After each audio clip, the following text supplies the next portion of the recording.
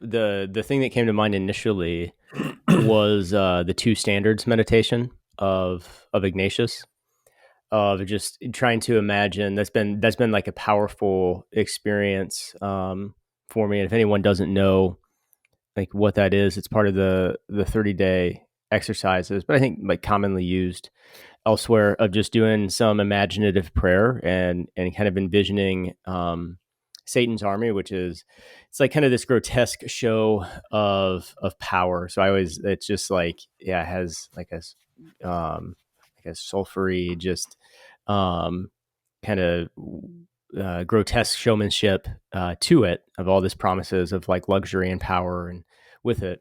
Where Christ's standard, the other one, is like very simple but strong, and so you kind of meditate on the two standards, and then you just discern like where you're at in your life. And I've always found that to be a very powerful meditation.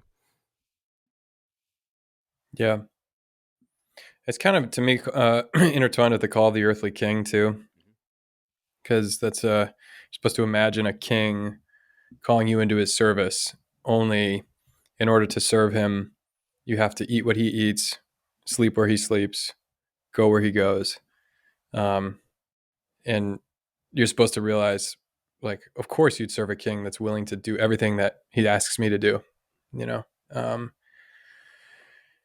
And so how much more the King of Heaven, God himself, who came and lived our life and had nowhere to lay his head and had no riches to call his own, and is calling us into this kind of radical trust and to follow him regardless of what comes.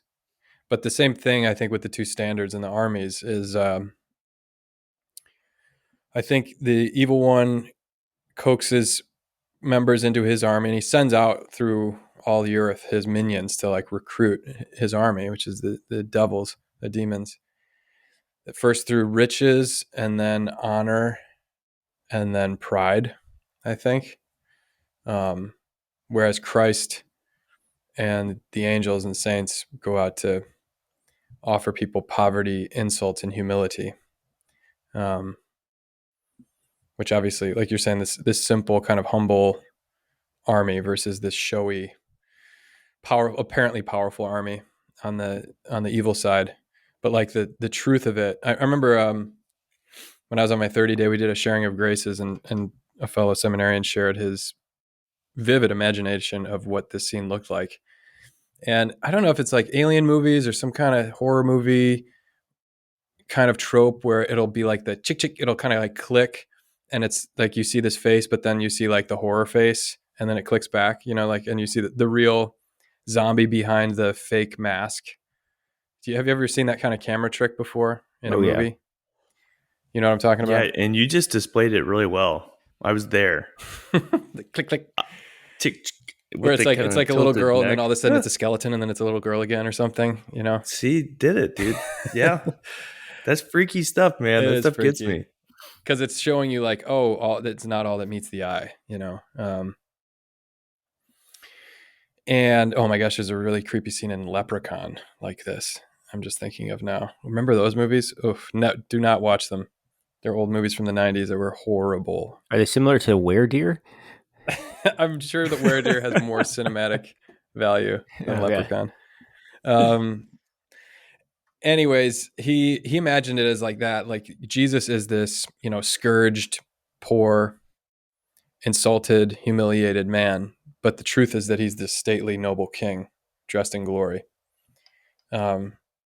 Whereas the evil one is this, glory, worldly glory, all the trappings of worldly success and honor. But then deep down, like the click, click, you see that he's this like disfigured, curved in on itself, miserable ant.